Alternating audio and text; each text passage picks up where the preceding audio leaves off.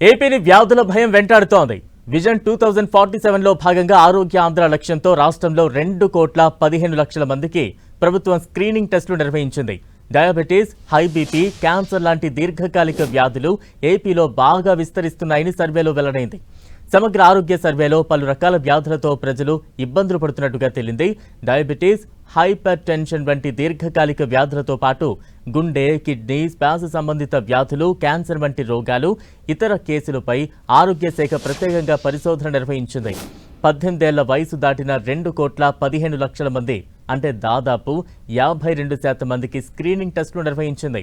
వీరిలో చాలా మందికి అనారోగ్య సమస్యలు వెంటాడుతున్నాయి. రాష్ట్రంలో డయాబెటీస్ లేదా హైపర్ టెన్షన్ ఉన్నవారు దాదాపుగా 30 లక్షల మంది ఉన్నారు. 2 ఉన్నవారు 20 లక్షల మంది ఉన్నారు.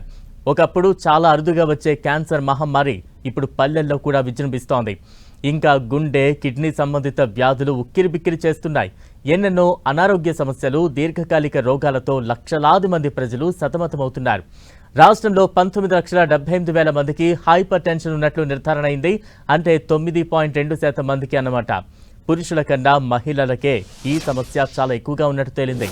11,40,772 మంది మహిళలకు, 8,37,927 మంది పురుషులకు హైపర్ టెన్షన్ ఉంది. మరో 14,29,000 మంది అండర్ ఫాలో అప్ కేటగిరీలో ఉన్నారు. డయాబెటీస్ విషయానికి వస్తే 11,13,000 మందికి అంటే జనాభాలో 5.1% మందికి డయాబెటీస్ ఉన్నట్లు తేలింది. డయాబెటీస్ మహిళల కన్నా పురుషులకే ఎక్కువగా ఉంది. 5,61,196 మంది పురుషులకు, 5,52,767 మంది మహిళలకు డయాబెటీస్ నిర్ధారణ అయింది.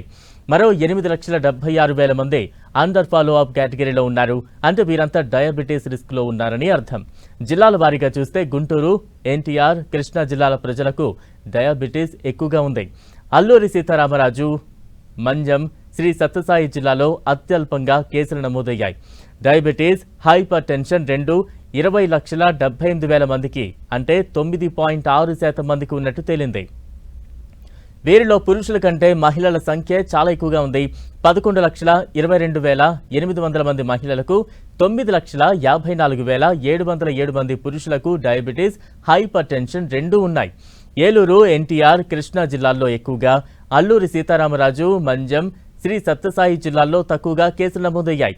ఇక గుండె సంబంధిత వ్యాధుల విషయానికి వస్తే 2,61,000 మందికి పైగా గుండె సంబంధిత సమస్యలు ఎదుర్కొంటున్నట్లు నిర్ధారించారు. వీరిలో పురుషులు 1,67,000 మంది వరకు ఉన్నారు. మహిళలు దాదాపు 1,00,000 మంది.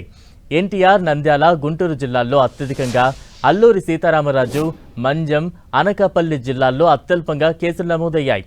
ప్రస్తుతం రాష్ట్రంలో 1,19,000 మందికి పైగా క్యాన్సర్ రోగులున్నట్లు తేలింది. కాకినాడ, విజయనగరం, శ్రీకాకుళం జిల్లాల్లో అత్యధికంగా, అల్లూరి, మంజం, సత్యసాయి జిల్లాల్లో అత్యల్పంగా ఉన్నారు. ఇక కాలేయ సమస్యలున్న వారు 30,000 మంది వరకు కాలేయ సమస్యలతో బాధపడుతున్నారు. శ్వాస సంబంధిత సమస్యలు ఉన్న వాళ్ళు 54,000 మందికి పైనే. నరాల సంబంధిత వ్యాధులున్న వాళ్ళు 1,07,000 మంది. ఇక కిడ్నీ సమస్యలతో 73,000 మంది ఉన్నారు.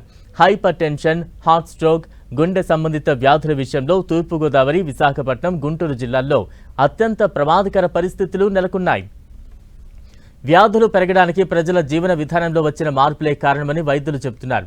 ముఖ్యంగా పట్టణ ప్రాంతాలు ఉన్న జిల్లాల్లో బాధితుల సంఖ్య అధికంగా ఉంది. విశాఖపట్నం, విజయవాడ, గుంటూరు వంటి జిల్లాల్లో ఆరోగ్య శాఖ చేపట్టిన సర్వేలో ఎక్కువ శాతం కేసులు వెలుగులోకి వచ్చాయి.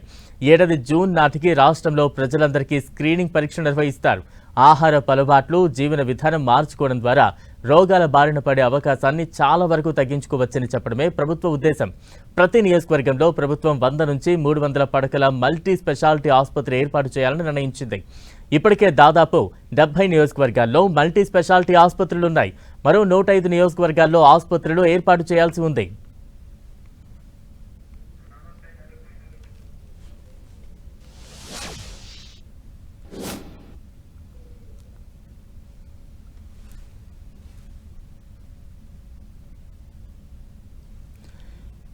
ఏపీ ప్రభుత్వం చేపట్టిన హెల్త్ సర్వేలో అనేక విస్తుపోయే వాస్తవాలు వెలుగులోకి వచ్చాయి. 11,13,000 మందికి డయాబెటీస్ ఉన్నట్టుగా తెలుస్తోంది. బీపీ, డయాబెటీస్ 2 ఉన్నవారు 20,78,000 మంది వరకు ఉన్నారు.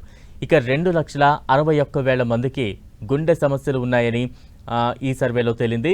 2 లక్షలకు పైగా క్యాన్సర్, కిడ్నీ రోగులు ఉన్నట్టుగా తేలింది. వివిధ జిల్లాలకు సంబంధించిన డేటా మొత్తం కూడా ప్రభుత్వం చేపట్టింది. దీనికి సంబంధించి ఏపీలో ప్రజల ఆరోగ్యంపై సర్కార్ పూర్తిగా ఫోకస్ చేసింది.